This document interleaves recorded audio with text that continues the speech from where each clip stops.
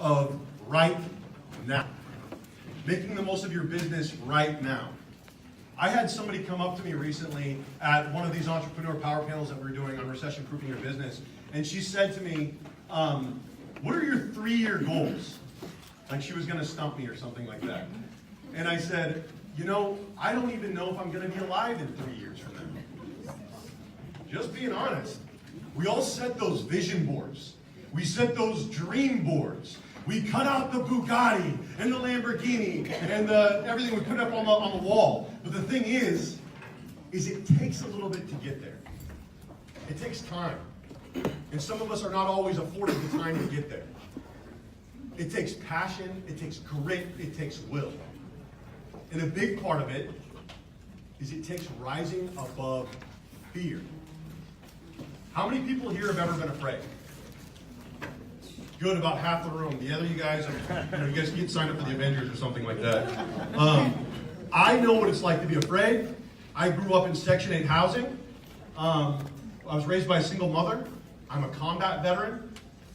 If you don't know what it's like to be afraid, have 3 medium machine guns shooting at you all at the same time. That will really set things straight for you really quick. Where are my veterans at? I don't know. Thank you guys. My sister and fellow realtor, combat veteran, is right there as well.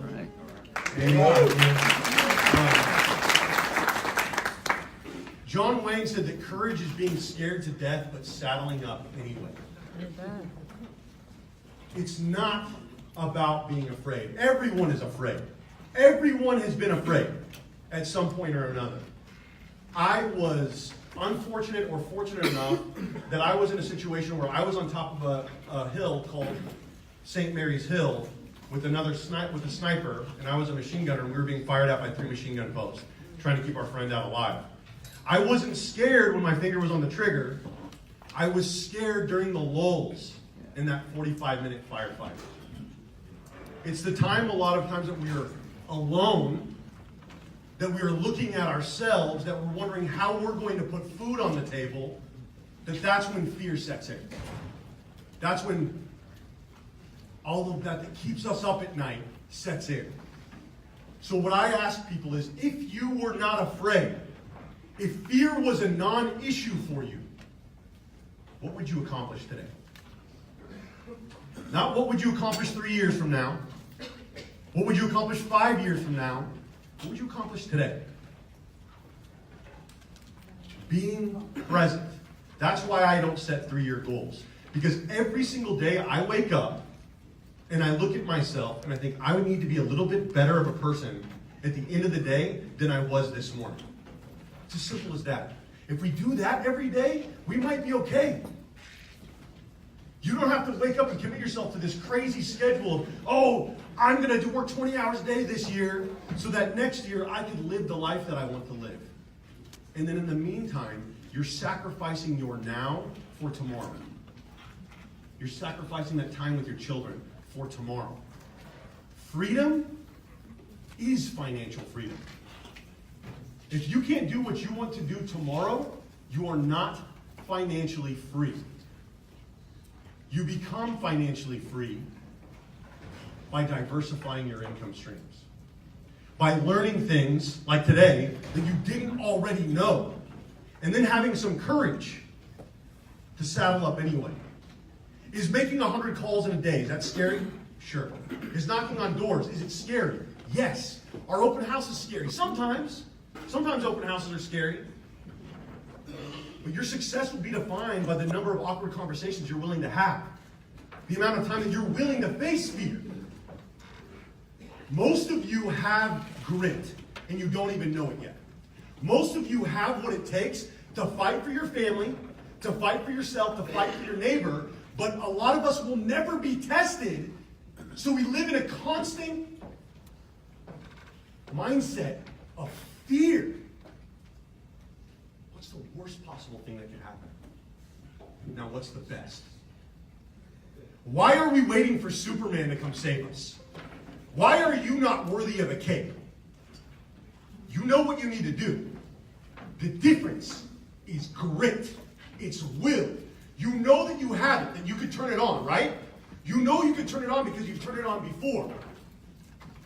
But what if you fought like your life depended on it when you weren't under threat?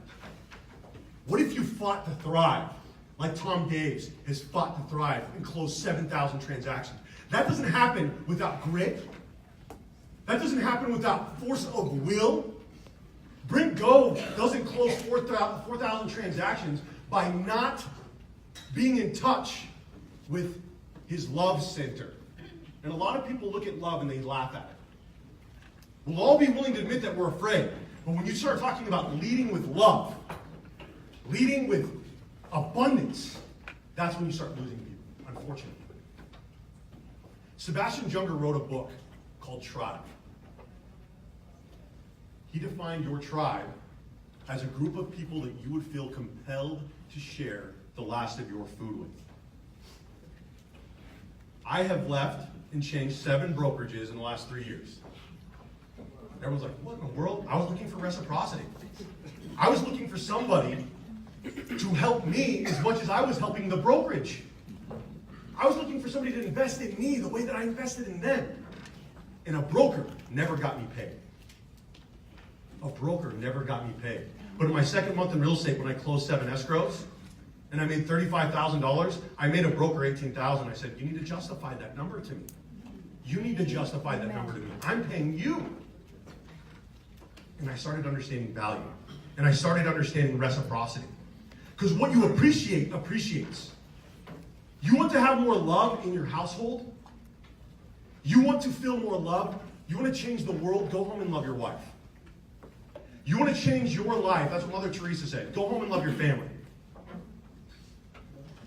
When we choose love, fear becomes a non-issue. When we choose love, fear becomes a non-issue. Then it becomes, who's our tribe? Who do we want to share our food with? And with the model, and I'm not going to say the name of the company that we all work with, but I get an opportunity to share my food. I get an opportunity every time that I get paid. My sponsor, David Golding, gets paid. We share our food. We eat together. We eat together. That's the best part. It's a culture of collaboration. Because what you appreciate, appreciates. When you put energy into the world, and then the world comes back to you and says, here, have more. Yes, and. Because they can't count you out. They can't count you out. Courage is being scared to death but saddling up anyway. When I was being fired at by 3 medium machine guns, I balled my fist up in front of my face and I kept firing. Because I did not want my spinal cord to be severed if I got shot. I wanted to keep my friends alive. A lot of people go to Iraq, they go to Afghanistan and they say, I was already dead when I got there. I was already dead. I went there and I said, I will be the most violent man on the battlefield so that I can get home and I can bring as many people as I can home with me. Don't count me out. Don't count yourselves out. Rise. Think about that grit. Think about that will. What could you accomplish if fear was not an issue? If you were living with a little bit more love and a little bit less fear? Who is your tribe? Who would you feel compelled to share the last of your food with? The next person that's coming up here is Rick Geha.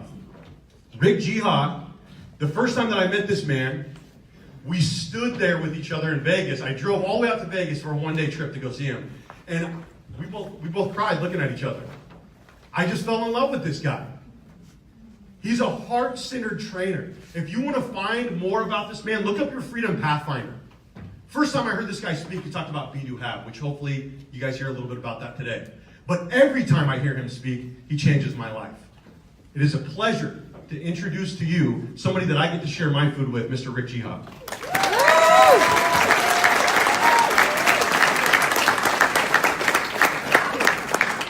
Good morning.